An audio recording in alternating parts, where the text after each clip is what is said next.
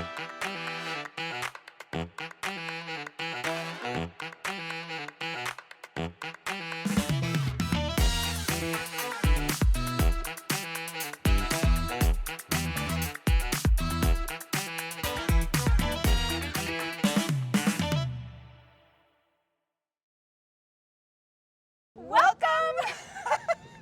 Welcome to the Mostly Local podcast. I'm so excited to be here with my friend Lisa McCoskey. But not more excited than I am to be here with you. Right, it's so fun. We've been talking about this for a long time. I know, we have. And so that brings me to my first question. Yes. Is our friendship an old friendship or a new friendship? Let's put it this way. Our friendship is seasoned. Right. I like that word. We have known each other. Mature Yes. relationship. It's a seasoned relationship. Yes, we have known each other through a lot of seasons. Decades. Yes, decades actually. Yep. 3.5 decades. Yeah. We met first back in Davenport, Iowa, where Did you love it there? I did. I loved it there. Yeah. My friends in Denmark were all like, where are you going in the States? And they were thinking like New York, Los Angeles. And I'm like, I'm going to Davenport, Iowa.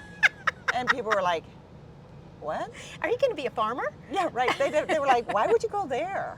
Well, so I could meet you. You Right. know? I know, because that's what happened. I mean, God, He just had orchestrated this a long time ago that we Exactly. would meet and be seasoned friends in Yep. 2024. 2024. Right, here we are. Yeah. Anyway, so where do you live, Lisa? We live in Dayton, Ohio.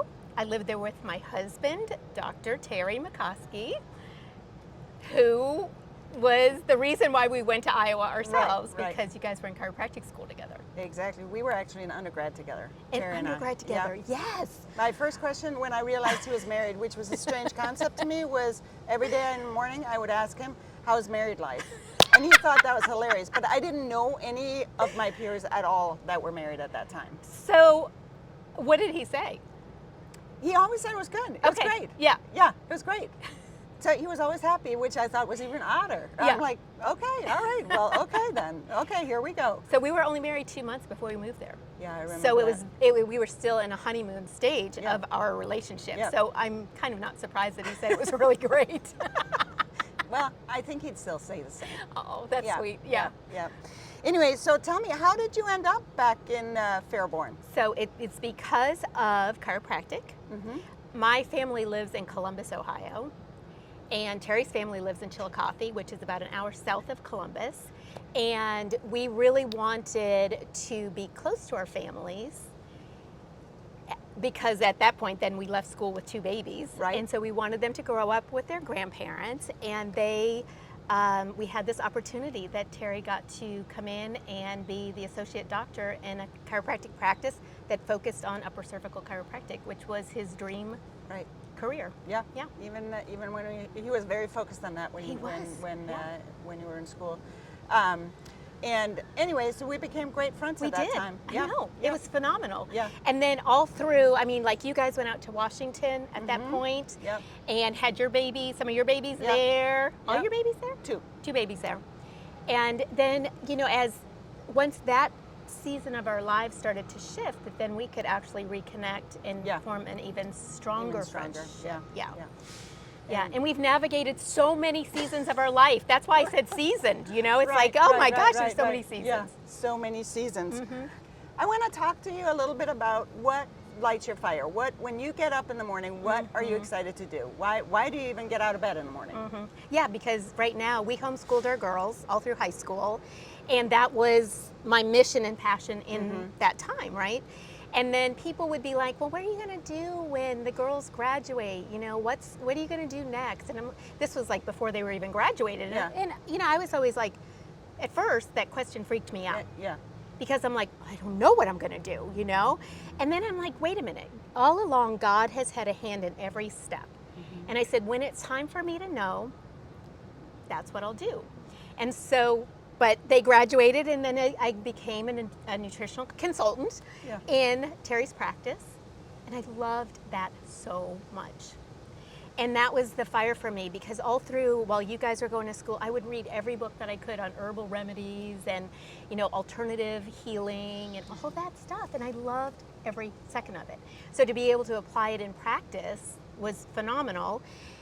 And so that is really the thing. I love helping women, especially women that are my age, menopausal women, to restore their metabolic function and feel radiant and beautiful in their skin.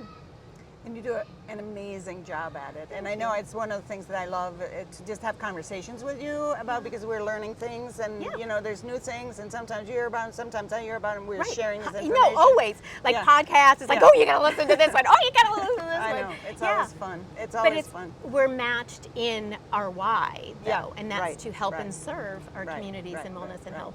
Exactly. Exactly. So how do you see that what you're doing? How do you see that impacting the community that you live in? How do you see that in your service? Because I know, aside from your local community, you also have a much broader community. And actually, that's the community that I feel like I have the strongest impact on, is through my social media platform. Because for one thing, you know, I can share information, and then those people that are interested, that they know are a fit for them, or, you know, something that they've really been struggling with themselves, then they can reach out. We can connect anywhere in really the world, right? But I do love working locally too, because you are impacting your local community, and that creates a ripple effect. As we know, you know, just one small change for somebody is changing, you know, their relationships, their workplace. Yeah, I think one of the things that I always say, you know, especially when people get freaked out about stuff or worried about things in like the larger world scenario, I always say, you know what, you can control this little circle right here, and that's if you focus on just doing the right thing here, you can create ripples. Absolutely. That is so true. And if we try to look too broad, then you're missing what's right in front of you. Exactly. And who wants to do that? Right. Nobody. Nobody. Yeah. So, you know, we've talked a little bit about what you do. Now, just so your Facebook group, I want to get we're going to have them in the show notes. But, what's the name of your? Because you have an amazing group. I do. So, A Living Well Life is the Facebook group, but you can also follow me on Living Well Beauty on Instagram. Okay. All right. And you also have a podcast. We do. My husband and I have a podcast. It's called Living Well Together, Big Life in a Small Town. We do in studio recordings, so it's different. But I would love to be able to do like on-site stuff too. That would be phenomenal. Yeah. This was kind of searching through. We're in Nashville actually filming this, and we're down here spontaneous for a conference. And we found this nice little cozy spot with good shade, and it's actually really quiet. We're right Broadway. Yeah, it's just like over this building. Yeah, and this is a bus depot, we think. I think so. So, thinking of community, like if somebody was to move to Fairborn, what would you say? How would you say that one really good way to get engaged? I know you guys are huge on building your community there. We are. We're really close to Wright Patterson Air Force Base. So when people come to town, a lot of times they like to go to the Air Force Museum and get involved with the community, you know, by sightseeing and stuff.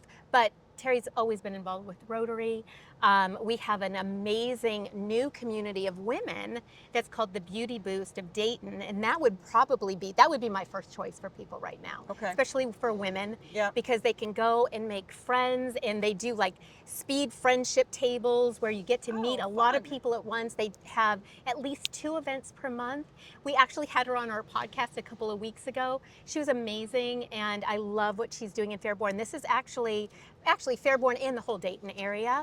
But it's there's 30 different beauty booths across the country. So they're little hubs in different areas. I know there's one in San Antonio, Texas. I don't know, there might be one up in Michigan too. But it's very cool. I mean, it really is. They do so many fun things, and the idea is just get people out, connect people together, and live your life together instead of separate. Of in a silo. Yeah, exactly. Yeah, which is not good for anybody to do that. Exactly. So now I happen to know that all but one of your daughters live close by. Yes. And your grandbabies live close by. So my next question, I think I know the answer to this question already, but it is, do you see yourself ever moving away from that area? So as long as the grandbabies are there, I just have a feeling that we would stay close. Yeah. But also, just like with what's my next step going to be when Yeah. the girls were graduating, if Yeah. God says, "Hey, I need to move you here," Right. then we would listen and we would do. Okay. Mm-hmm. All right. Yeah. Well, But I can't imagine leaving my babies, Hawk and Noble and Honey. I can't. And our two, and our daughters too. Yeah. And Caitlin comes back and forth, so Yeah. she's there too. Yeah. We're always a home base, and I think that's something that I've always liked is creating that home base where they were always safe to come back to, no matter what the circumstances in their lives are. I think it would freak them out if we moved. It would definitely be a big change It would because be a you've big lived there change. for a long Mm-hmm. time. Yeah. 23 years. Yeah. Yeah. Yeah. So if somebody was to visit your town, just like come down, what's one thing that's maybe off the beaten path? You mentioned the Wright-Patterson Air Force the Air Force, Museum there. yeah, that's kind But of a if there's classic. something else, is there like a small community or is there a restaurant or something that you say, oh my gosh, if you come here, you got to go there? Yeah. So a lot of people love to come to town. We're really close to Yellow Springs, where there's little stores and really nice restaurants. And the Winds is one of our favorite places to take people. But the other thing is right outside of Yellow Springs is a place called Young's Dairy Farm. And that's kind of one of those places where it's like, we got to go to Young's. Been to both places. Yes, yeah. exactly. Yeah. And it's wonderful. It really is a fun place to go. You can feed the goats, eat ice cream, observe farm life. It's a fun place. It is a fun place. Did Putt-putt, they have it? And they have batting cages. batting there, cages, right? a golf range now. Yeah, they've Oh, really wow, expanded. okay, It all used to be just this little tiny shack, right? Yep. And the Youngs just kept expanding and adding and just making it a destination. So fun. So people come from all over the place to go to Youngs. Well, I remember going there. We've been there a few times, and Yeah. it's been fun. I also remember, I think it was in Yellow Springs. There's like a bar that has foosball, or maybe that's in Fairmont. I don't know. Peaches? Yes. Yes. Yeah, that was a fun place. The Winds is a really, really nice restaurant. Right. The other place is like Yes. a burger place, but that's a fun place to go visit. Exactly. Yeah. And I love that we do know each other enough, and we visited each other enough that we know our favorite places. Right. You know. Yeah. It's awesome. Yeah. So my last question to Yes. you is, if you were to say, what is, if you think of yourself, and it's kind of a little bit tooting your own horn in some ways, and Yeah. that can be hard, but if you think about something that's like your special gift, what would you say it is? So it is, I think, hospitality and connection. Yeah.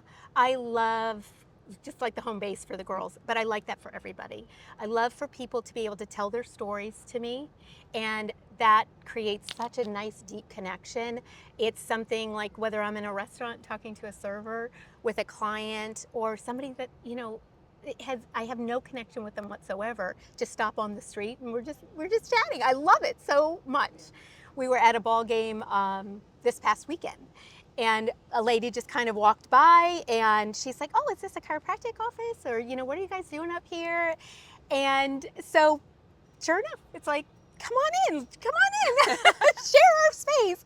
And she's like, I'm calling the office. I'm going to be a patient next week. Oh, that's awesome. That's amazing. Yeah, she just was so overwhelmed with just that, just somebody reaching out to her and being gracious to her and accepting her and bringing her into the fold.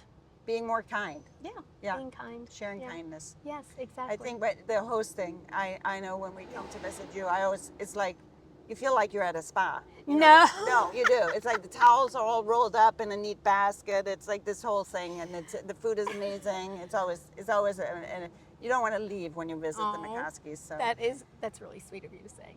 I mean, that would be fine with me. We could just pile everybody in. I know.